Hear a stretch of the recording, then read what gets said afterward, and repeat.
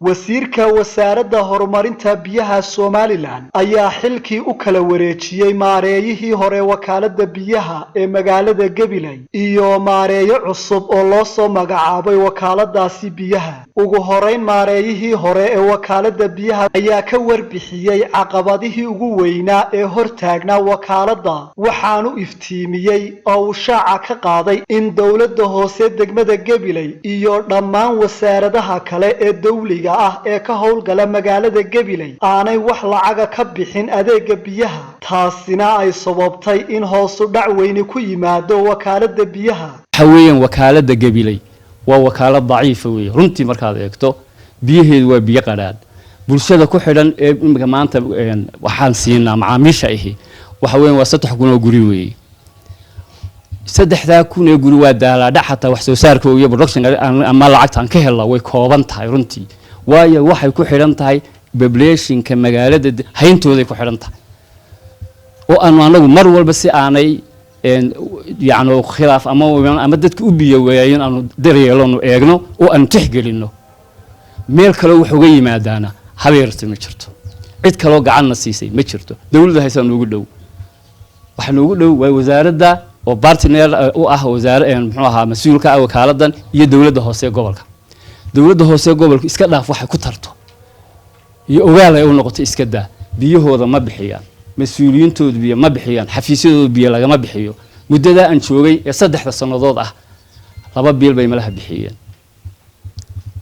because maxaa keenay way mas'uuliyad ba ka saaran, waxay u dhaarteen waa ummadan weey iyaga cashuur qaada, maxaa yeelay halka dhigay, maxay gacan uga geysan weeyeen. waxa weeye farahay kaga gubatay oo markeeday soo martay hadday soo martay dawladda hoose wakaaladda biyaha ay soo maamushay waxa iyaga xogaa lahayd waxtarkeeda in laga helahay. maxaa laakiin sababay waxa sababay lama rabaan lib inay halkani keento ama ay horumar keento ma doonayaan because iyaga faraha ka gubtay in la yiraahdo wakaaladii way istaagtay oo waxbay noqotayna danka ma laha. wasaaradda ii soo raacda wasaaraddu iyadu wax qabad runtii way geysatay laakiin haddana roolkii looga baahnaa ma geysan because waxay aaminsan tahay wasaaraddu in halkan wax ku maqan yihiin runta wanaagsan oo runta walkeeda loogu tagaay halkan inay wax ku maqan yihiin bay wasaaraddu aaminsan tahay.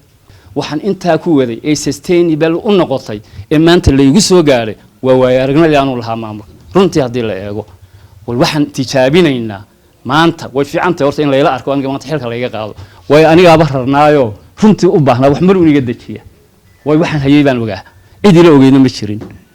aad baan ugu faraxsanahay maanta aadna waan soo dhaweynayaa waxa marxaati noqon doona cidda iga dambaysa ee hawsha la wareegta iyo bal waxa ka soo baxa ayaynu u wada joogi doonaa. maareeyaha cusub ee loo soo magacaabay wakaaladani ayaa isaguna sheegay inay tallaabada koowaad ka dhigi doonaan sidii ay uga soo xareyn lahaayeen dawladda hoose degmada Gabiley iyo dhammaan wasaaradaha kale ee lacagta biyaha lagu leeyahay.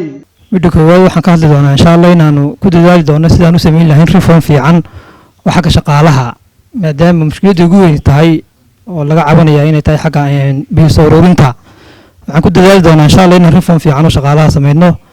shaqaalaha wixii shaqo fiican oo haya ee institutionka aan gacanta ku hayno shaqadiisa fiican hayaan abaal marin doono insha Allah. wasiirka wasaaradda horumarinta biyaha Somaliland Maxamed Muuse Diiriye ayaa isaguna fariin dheer u diray dawladda hoose degmada Gabiley iyo dhammaan wasaaradaha kale ee lagu leeyahay lacagta biilka biyaha. waxa loo baahan yahay maamul adag oo ka doonta dadkan biyaha loo galiyay 3,000 oo guri halka biyaha laga galiyay intan ma hel laabkeed bay mushaarka siin kartaa hadii la soo urursado. reer Gabiley waxaan leeyahay ha shaqeyso oo wakaaladdu haydin shaqeysa biyaha bixiya. qolada dawladda dhaxana waxaan leeyahay barsaab ku xigeenka halka nagala joogo qoladiina dawladdiina biyaha siiya wakaaladda si ay u shaqeyso idinku adeegto. haddii la bixin waayo way isla fadhiisan taa Maxamed sheegayo maxamed uu ka yar gaabiyay inuu ka qaato dadka kale lacagta ama tolahaan ha ugu turo ama wariyade ama ka noqoto ama shaqaaluhu hal shaqay waayaan inuu ka gurtay daahay marka runta u noqono maxamed inuu lacagta ka gurto dadka yahay xaqu ka keenay hadda maanaga dawladda kabi iyaga wakaaladaha lama kabe iyaga wax soo saaro dawladda wax tara iyagana wax ka doonaynaa inay kabaan oy soo kobciyaan muxuu ahaa degmada iyo gobolka ay joogaan. wasiirka horumarinta biyaha Somaliland oo hadalkiisa sii wata ayaa sheegay inay go'aan adag ka gaadheen mas'uuliyiinta kale wakaaladaha biyaha ee magaalooyinka Wajaale iyo Arabsiyo. wasiirku arrimahaasi ka hadlaya ayaa waxa uu yiri qolada reer Wajaale la xisaabtamay xisaabtankoodu noo yaala inaan la xisaabtana waa qasab cidaan la xisaabtana oo ka soo socda ha ka tagay u tagay ma garatay waa isu wada bedelayna noo joogi maayaan saddexda degmo magaalo kuwii joogay midna joogi maayo de maxamuud baa kow ka ah sababtoo ah waxaanu dareenay in qaabkii shaqadu socotay markii hore la isla canaantamayay muxuu ahaa isu duwa maamula diidayay oo hadalku badnaa ayaaba noo dhaantay imka shaqada way wada fadhiisatay say u dhanyihiin halkaasaanu ilaa baankaan uga amaanay ka Wajaale lacag oon ku solar card ku soo iibsaday inaan u dhignay hadduu mid fadhiya shaqaalihii baa lacagtii ilaalinayay muxuu ahaa ceelasha iyo solar marka haddii aanan dee annana waanu la fadhiisan haddaanu daawan kari mayno waxay noqonaysaa marka dee inaanu annagu meesha iskaga tagno haddaan ku ilaalin weyno qofkii xilka aanu u iigmanay inuu shaqaynayo in kale yaa haddii annaga ka tegi doono markaa meesha. waa Cabdirasaaq Axmed Hayaan Ilka Case Gobonimo TV gobolka Gabiley.